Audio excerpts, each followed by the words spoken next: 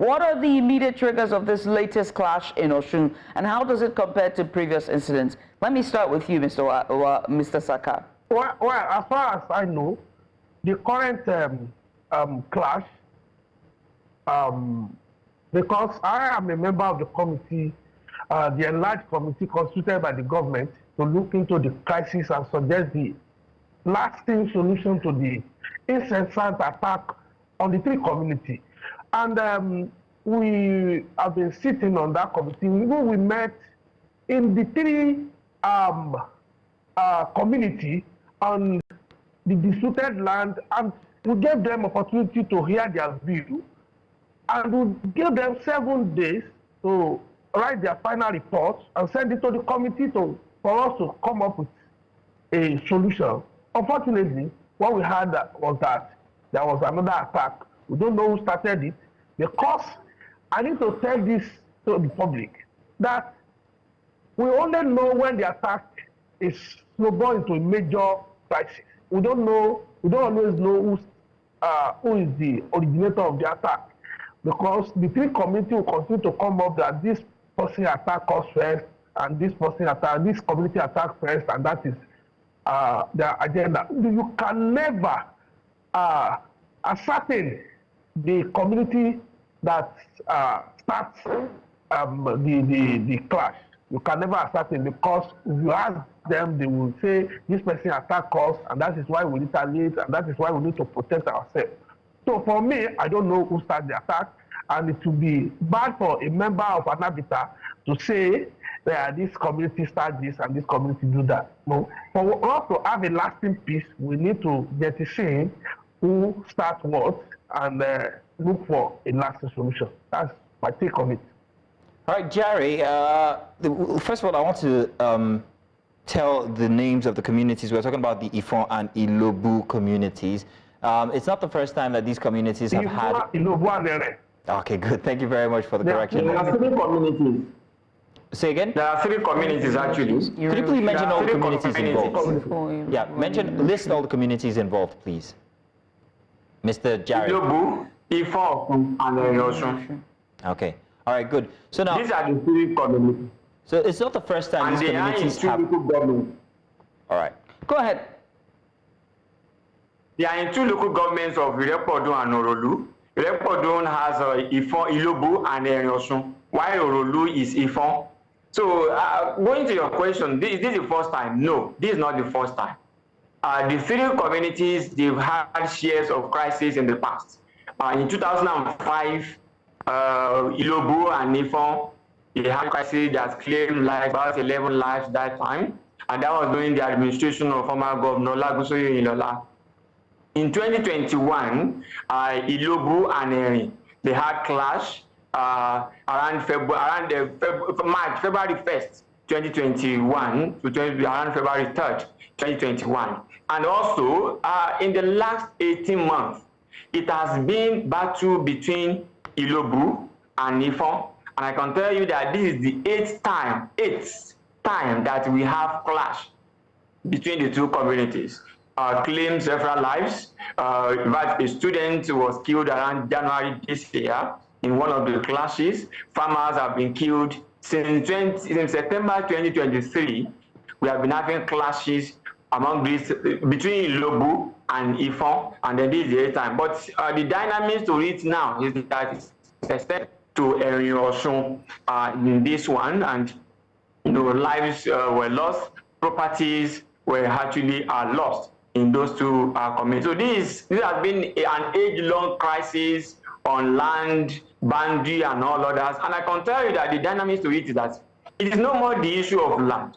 We are now getting to know that the issue of we came here first. We are the first settlers. They are the first settlers. Has actually compounded the whole crisis, and that is why it is becoming a very difficult matter to actually resolve, because before you know, this community will be saying that we are the landlords, we are the original landlords. The other community will also be saying that we are the original landlords. So who are the landlords? And I know that this is what the committee of Waheed Saka is actually facing. I'm very sure that they will have heard of different stories claiming that we are the landlords or they are the landlords. But this is a age-long crisis that has been in existence for long. However, since 2005 to 2021, there was a relative peace. Okay, and then between 2021 and 2023, there was even relative peace among the three communities. Jare, could you talk us through how this eventually resulted in the death of a few people, including one former councillor? Yes, according to the narrations, on Friday evening, there were reports of, what do you call it? No, it was a Friday. Okay, it was on Thursday evening. There were reports of, gunshots at different locations around the boundary, and in the morning of Friday, it snowballed into a very big crisis. And then you will have seen videos of how at the initial, we got to know that the people from Ifon entered the Lobu. In fact, not only the councillor that was killed, another person was killed yesterday, and we have about 2 deaths or 3 deaths now that I've not been able to confirm the third. But I can tell you that I'm sure of the second one is a young man by the name Naim. He was killed yesterday. And when you now look at the loss, I mean, the destruction of properties, burning of houses. In fact, the house of the father of the former Deputy Speaker of House of Representatives and the Deputy Speaker of the 8th Assembly, Right Honorable Osun Yusuf, his father's house was burnt. It's located at this, that is the market. It's located at this market, and it was burnt completely. And not only that, we have about 6 houses, 2 filling stations around that spot that were burnt. The burnt houses to several areas. This man that you are showing is a younger brother to former Deputy Speaker, who was reporting what happened at his father's house. So if you look at that area, it led to a very big crisis to the extent that they entered the Lobu for more than 800 meters, and destruction both left and right. A lot of the people from that area are actually lamenting. And I can say that yesterday it was a kind of attack around the 3 communities. The 3 communities had a fair share of the crisis yesterday. Osun, Ifon, and Ilobu, they had a lot of a casualty. This may not be, there was a casualty in Ilobu, the guy that I said died, and there were a lot of properties that were burnt around that area yesterday. So those are that is how it's snowballed into the crisis. And I believe that the problem that we have, which I want to put to the whole world, is that the security agents did not react as at when needed. As at 12 noon, when the whole crisis in the morning, it started around 8 a.m., it was just at the boundary. But I think a committee overpowered another, and the security agents were being called. I personally called the police public relations officer to ask him that, what are you doing? That was around some minutes to 11 a.m. on Friday. I asked him, please, what are you doing to ensure that you curtail this crisis? But what he told me was that he was going to call me back. And I called him later, he didn't pick his call. And I was told with people that around that area, there was no security presence up to around 1 p.m. And that was why, the carnage and the houses that were burnt were more. Because when the crisis was ongoing, unchallenged for about 15 hours, because it started around 11 p.m., for about 15 hours, 16 hours, and there is no security operatives inside. It means the attackers and the assailants will have the free day, and that was what they have on Friday. So the security agents, I called Amatekon. They told us that they have deployed people, and when I confirmed that, I heard that they have less than 15. They had about 15 to 20 officers to curtail the crisis that was happening at 3 different spots, because it was happening around Ganga area, around the Idiri area, and also there was an area we call ours. All these areas were boundaries. They were okay, then, Jare. All right, just a second, Jare. If you enter the civil community, you may not know the value. Right. Now, I'm glad you were able to just retell all that happened in terms of the violence and the death and the looting that's happened. Mr. Saka, they called for a 12-hour curfew that have now increased to 24-hour curfew in these communities. What will be your call to the government in addressing this crisis, this communal crisis, And what's the way forward? I ask as you are the convener of Dialogue 365. You know, I need to. Sometimes you speak as a community leader. Sometimes you speak as an activist. Sometimes you speak as somebody that have things to grant within the crisis. I am not from any of the three communities. I don't have anything to grant with it. But as an activist, I will tell you that there was a 12-hour curfew before the commencement of this Ramadan fasting.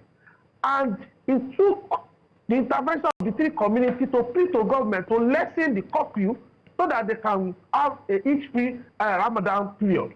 And the committee co-chairman, who is a king in Osun here, vehemently against that lesson of it, because when you see the way they engage themselves, even when they are explaining things to the committee, you will know the animosity is a deep-rooted one. You will know that the three community were just sitting on a time bomb, waiting to explode at any time. So there are opportunities to criticize government. I am a non-critic of this government for not doing enough. But there are issues that you would think that when three communities are on a self-destruction mission, there is little that the government can do. Because at this level, now they have increased it to 24 hours. That is the only thing that can actually curtail it. But there is more that the government needs to do in terms of putting more security to that community. Because security can only patrol around the roads and stuff like that. For me, violence, they say, is the force of our heart. But now we are hearing from these people, yes, they continue to exhibit violence activity against each other. If you know that community very well, they are so intertwined that they started in law and now they are in war. How the government curtail this when communities that are living inside this community? In fact, Ilobu people were building houses inside Ifo, and Ifo were building houses inside the Ilobu. Little that of Osun. Yes, they continue to fight. Their intermarriage is just a long history. They have a long history of intermarriage. Yes, they are fighting as if their life depends on it. And the rhetoric from leading people in that community speaks volume. And there is need for government to actually call all those stakeholders to discuss. And that is the only way they can go about it. And also, we need to look at what next. There are areas that they violently say it belongs to this, it belongs to that. Government needs to take it over and gazette it immediately, because there was a time they have a buffer zone. Yet, each community continues to build in that buffer area because government refused to gazette it as at when due. Even till now, they are yet to gazette that buffer zone. So, for me, there is need for government to do more in terms of security of life and property, which they signed for anyway. And two, there is need for them to put their feet down on if you guys cannot resolve your crisis and live together as brothers, then we take over this land and we use it immediately. So there are a lot of issues around it, but they equally mention names. People that are leading crisis in each community, they are mentioning names. It is high time security do their job. If you don't like the face of government, if you don't like the face of the people, at least do your job as security agency. For me, at this moment, they're supposed to have the state security department supposed to have security report on that community that the government can work on and bring lasting peace to that community. It's unfortunate that lives were lost, property were destroyed. In fact, this is unprecedented in the history of their crisis. The current one is unprecedented. If you go to that community, you weep for our state, because there is no way development can thrive where war and crisis thrive. Right. That's my opinion. Yeah, I have to ask at this point, right, when it comes to, you're talking about the security agencies and them doing their job, is there any political undertone to this? Can we draw a tie between the communal crisis that's happening in these three communities and with political undertones? Jare? Yes. Yeah? Let me tell you, there is nothing like political undertone. If people are saying it has anything to do with politics, it's a lie. I understand the three communities very well. There is nothing political in what is happening. People are just trying to, give an escape route into, like my leader just said, Waheed just said, the government needs to do more. So if everyone are saying it has anything political because of the ongoing issues among the parties, it is not.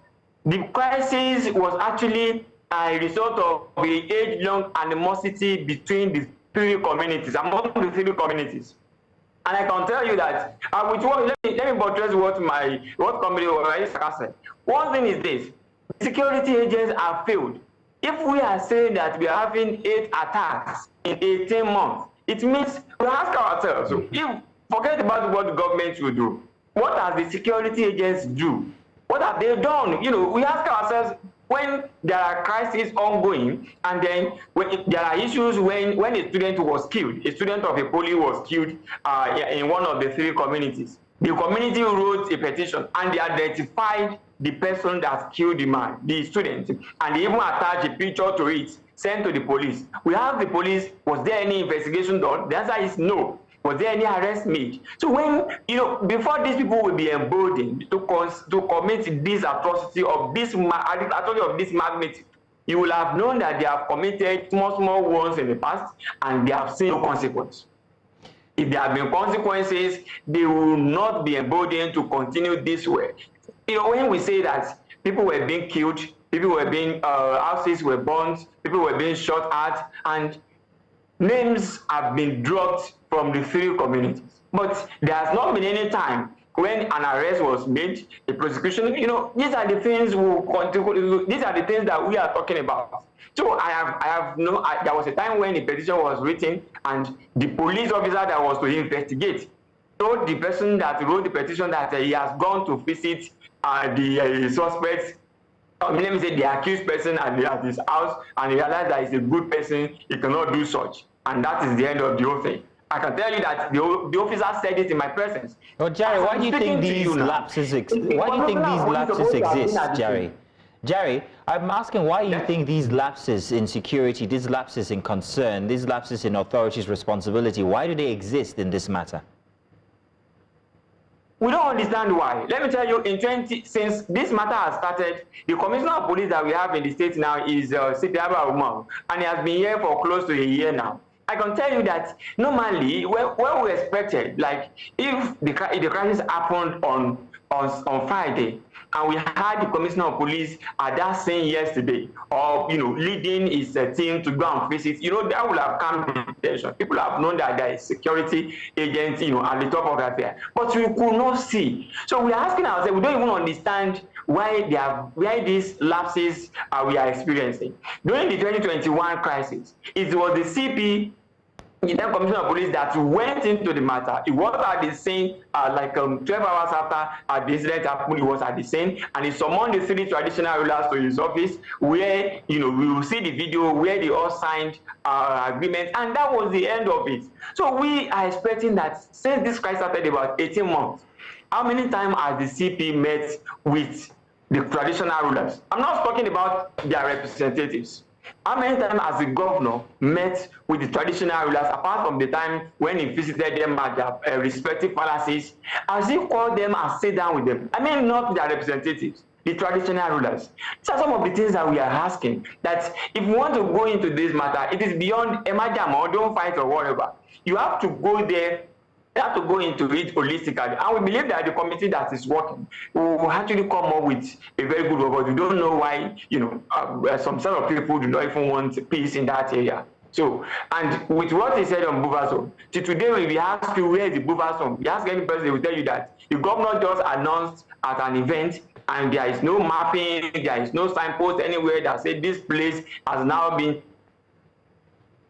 has now become a buffer zone and nobody should come around there. So there's nothing like that. So the government needs to do more. But security agents, the intelligence showed that one of the communities has been asking people for contribution, for donation for about 2 weeks. In fact, people that go to the market also said it, that they are being contribution around one of the 3 communities, and they will call it, they tell some people that it is, the money is meant for, they tell the people at the market money is meant for development. And when we now ask ourselves, well, have they been collecting this kind of money before? The answer is no. So what was this money meant for? Is it to stop violence or what? So these are the things that we expect, and we have DSS offices in this in these 2 local governments. These are the things that we expected the operatives of all these security agents to have gathered. These are the intelligence that are needed to know that this thing is going to happen and to prevent it. Right. Let me come to you, Mr. Saka, and just ask this question. Now, without a question of a doubt, there's going to be impact on the ecosystems in terms of economics just around those communities. For business owners, they're going to be hit hard by this looting that's happening, right? You are a community leader. What's the way forward at this point? What can be done that can bring an end just for these communities to just find peace? Is it a 24-hour curfew? What can be done after that? So 24-hour curfew was actually to stop the continuing the violence attack on the various communities. That was a starting point to say you should stop now, But the next phase of it is to find a common ground on how we will not continue this in this direction. And the culpability of the security agencies cannot be overemphasized, on all this, because there is no way you will find a lasting peace without security. Because it is for somebody, we have in the dialectical materialism, we have a saying that it doesn't take a two to start a fight. An idea in one is enough. So it doesn't take 3 communities to start a fight among themselves. An idea in one community is enough to trigger a crisis. But for me, the people may continue to read political meaning to whatever is going on. Me, I only see political protection. Because if government don't protect criminals, when you look at this from communal class, you only look at it from the criminality side. If people kill people, somebody kill that person. God don't kill people. People kill people. So when you kill somebody, they need to push you out because you are not supposed to live in that community any longer. 1. 2. When people burn house down, house don't just get burnt. People do it. So you live for it. A nation without a consequence, a state without a consequence like ours, will continue to be in crisis. So for me, we have reached a level that every community should fix out their criminal in their mind. Because I know, because I visited that community with the committee, I know for a fact that the people of that community are tired. The business are in comatose. As a matter of fact, the development is back to ground zero. The money they are using to service the security now is even enough for them to develop a part of that community. So that will tell you that the business is at a comma for how can even business work in a state of emergency? I mean, in a state of emergency. If you don't work. So for me, we have reached a level that government need to do more. In fact, not only for protecting them, but to see how they can come around to compensate people that have lost their valuables. And also, I think also the members of those communities as well need to start to stand vigilante as well. If they see something, hear something, it's best to also reach out to this security agencies. There have to be somewhat of a synergy for things to work. But gentlemen, this is where we have to draw the curtains on this discussion. We wait to see what happens in the coming hours and even tomorrow to see how it will play out. But we do hope that the looting, the violence, and the killings do come to an end for these 3 communities. Thank you very much, gentlemen. Amen. Amen. We pray you find a lasting peace. Thank you so much. Thank you very much, Mr. Waheed Saka, and also Ms. Jare joining us, Tiamiyu, for giving us a bit of insight on the issues.